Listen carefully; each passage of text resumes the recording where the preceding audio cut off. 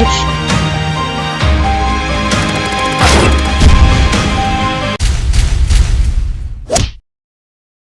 What is up, bros? So another season of Rainbow Six has come to an end, and you guys know what time it is. It is time for my list of top 10 favorite tips and tricks that I've learned this past season. Now, just like all the other seasons, keep in mind that this is not a list of top 10 technically perfect tips and tricks, but instead my personal favorite tricks that I learned in year 3 season 4 and I find myself using the most. All of what I will show you is still very useful even though the season has come to an end and year 4 is already a few days in.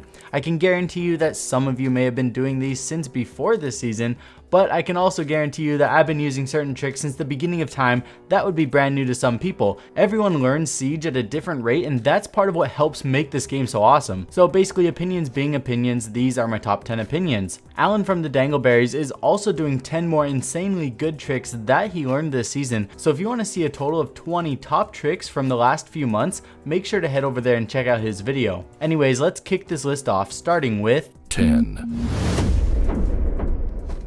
Starting with number 10 is the interesting glass/smoke grenade counter trick that allows you to see enemy outlines through smoke. Twitter user Elvis R6S discovered that whatever is in the radius of a Kaid Electroclaw gets completely outlined for the entire duration it takes to deploy. It's definitely situational, but this trick is so unorthodox I had to include it. It's definitely possible to use this to stop a plant from going down, and knowing that in the future later on in year 4 Glaz won't be able to see through smoke while he moves, this could be pretty impactful.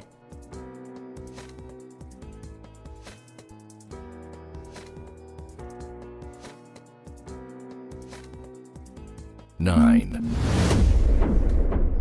Position or somewhere you can hold as a defender. We've seen some players try to hold between the or behind the aquarium bar, but it's a difficult position to pull off and an unnecessary risk, I think, especially when the stakes are so high.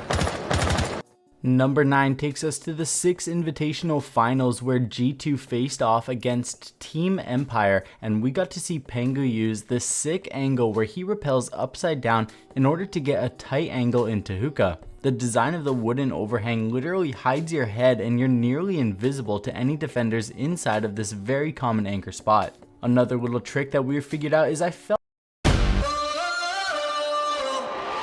it's taking over. There's no escape. You better get moving. Ready or not, get ready.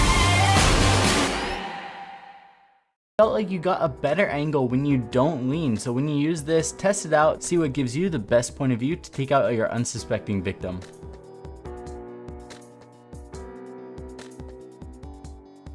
8. Number 8 is this slick spawn peek that I learned from a clip of Zyronic's stream. While it may not be the highest success rate spawn peek, it is one of the safest ones that you can possibly do on bank because the odds of you getting shot back are nearly 0. All you have to do is open up a stock window, and from there you just ADS on the pixel between the floor and the bottom of the fence and wait for someone from alley to run next to the police vehicle window for a lined up headshot.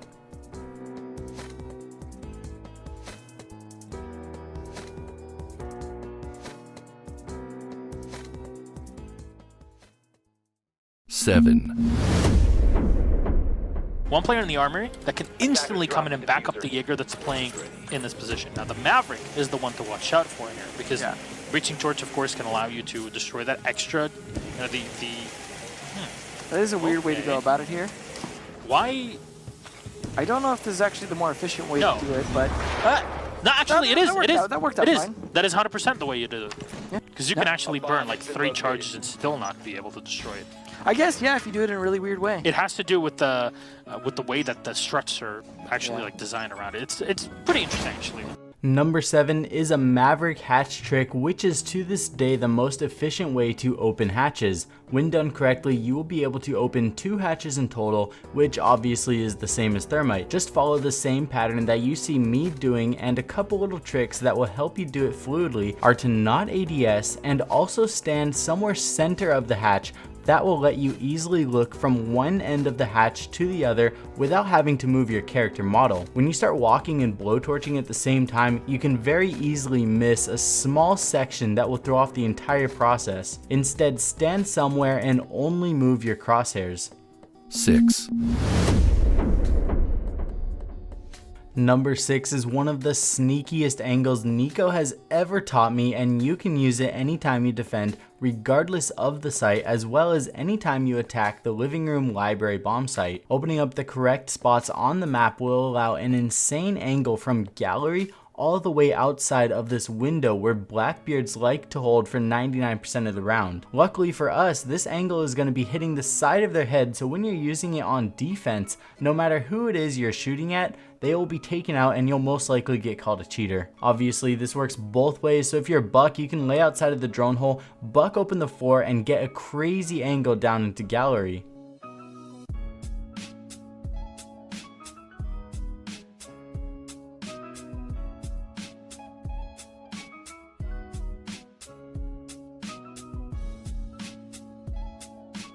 Five. Because he is available. I mean, you know, I don't know. Again, hindsight 2020. But yeah, Dark Zero needed some way to deny that plant. This was one of the most defensive-sided maps out there. Yeah, and it's just above 60%, which is 2/3 of the map. Oh no! Oh, a run out from mid! Oh! Tries for a second, and he'll down thinking nade. I don't know if that information is relayed. It does look like it is, as Houghton picks up another great Valkyrie camera on that tree. Will stop the push.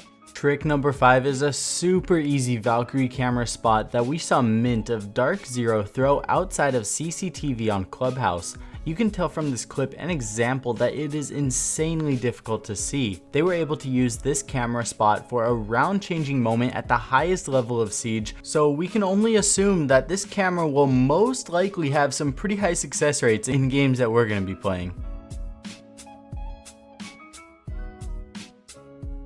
4. So by now, we are probably mostly well aware of the sick parkour angle we can get onto the balcony by the half wall in Armory. Well, Cobb and Yummy actually showed me some crazy tricks to add on to that, and not only do we have great control over the balcony, but they showed me how you can plant up here in this spot for probably the strongest plant spot in all of Siege. From here, defenders literally can't stop it unless they also vault up here. There was one spot that I planted and Cobb got a brief option to defuse, but that was only because I planted it next to the edge. When you face the wall to plant, it literally can't be stopped. Combining this with most likely having somebody alive fighting them at the same time, planting up here is a guaranteed win for attackers. Cobb also showed me an angle that you can create all the way to the triple wall in Office that is an absolute nightmare for anyone to contest. You guys can see as soon as I enter the building, I ADS on him and his legs blend in exactly with the wall. Even if I looked straight at him, I wouldn't think anything of it and I would get completely eliminated. Combining that with the fact that when you're up here, headshots line up so easily through a couple different cracks, it's absolutely insane.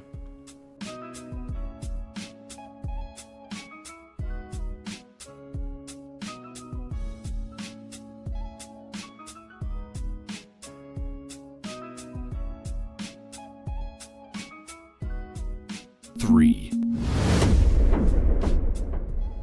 Number 3 is my favorite new spawn peak on Bank that was shared with me from Twitter user RegretsTTV. All you need to do is place a shield down and vault onto the railing, and from there you're gonna lean left and see the exact path that attackers will run after spawning in, and if they choose not to drop down the sewers.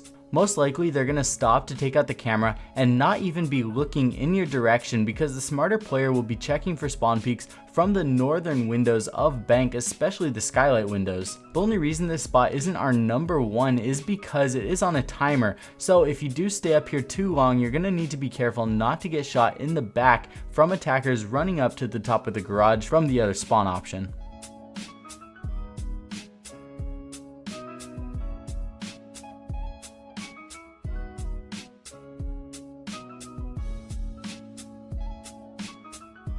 2. Will manage to get away. Kantakeri setting up a C4, and he's gonna land it perfectly on top of East Stairs. 2 for him, and Empire find themselves seemingly already out of the round. The whole extended, and it all is in this room right here, where Kantakeri had an excellent one. And I believe actually a 4K total for Kantakeri as he got that early pick that we missed earlier in the round.